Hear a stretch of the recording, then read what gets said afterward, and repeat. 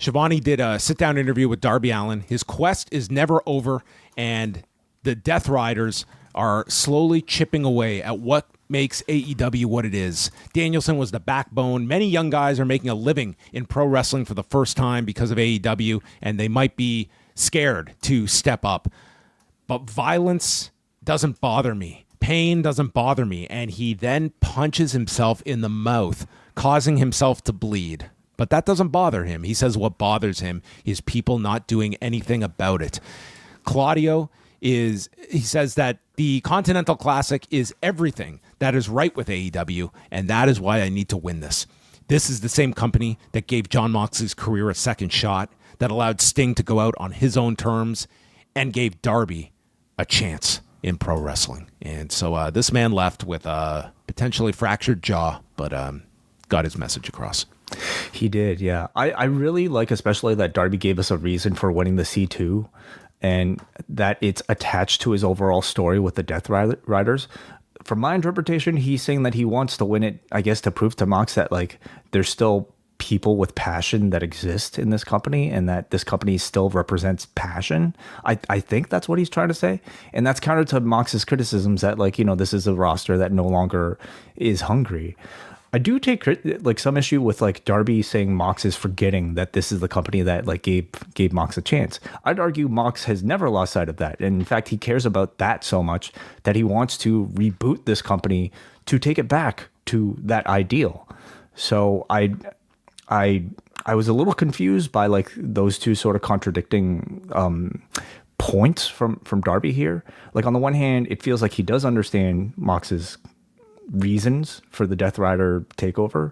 On the other hand, I don't know if he does. And I couple this with like Orange Cassidy's promos too, when he was having that match with Mox, where I didn't necessarily feel like even Cassidy was directly addressing Mox's points about why they're taking over.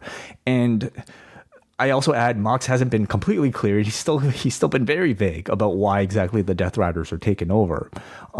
This is all to say that if I think the talent are giving us confusing messages, then how is your typical audience member supposed to feel? At this point, we're really just to kind of like, we're just accepting the Death Riders want to take over because they're just evil. And that's not really it. Like there's a deeper message there. I just wish like they, by this point, would have been a bit more clear about what it is, or at least given us a little bit more indication. Their message has never been antagonistic. Their actions have been with what they did to Danielson and with what is their message to Cassidy. Why it's are they what doing you just outlined. It's Jon Moxley stating that this company has gotten away from where it was, and the fact is that a lot of these younger guys have not stepped up. They've let egos get in the way. They are not concerned about helping this company, and like, I think that him and Darby are conveying almost like parallel messages in their like mission statements.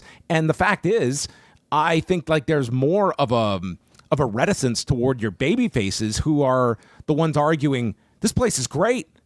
Why would we want to change this? And a more increasing percentage of your fan base is of the opinion that this place has changed and they would want to change it back. Like if you were to quiz AEW fans, are you enjoying this product today versus the exact same product 2 years ago? Which would you rather be watching on a weekly basis? How many are opting for today's AEW product versus the one of 2 years ago?